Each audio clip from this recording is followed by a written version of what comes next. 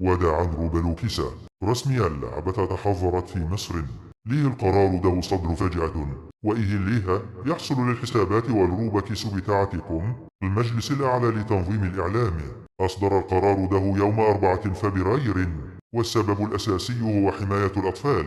اللعبة بقيت بتواجه اتهامات كبيرة بأنها بتعرض محتوى غير لائق، وبقت بيئة خصبة لعمليات نصب واختراق الخصوصية.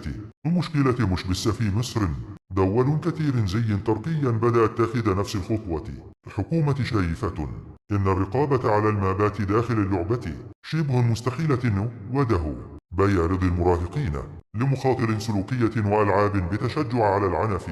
لو حسابك فيه روبكس كثير بلا شو تحاول تستخدمه، فيبين مجهول المصدر عشان متخسرش حسابك للأبد أو يتم اختراقه. استنوا وشافوا لو الشركة هتعمل تحديثات ترضي القوانين المحلية، ولا اللعبة خلاص هتبقى من ذكريات.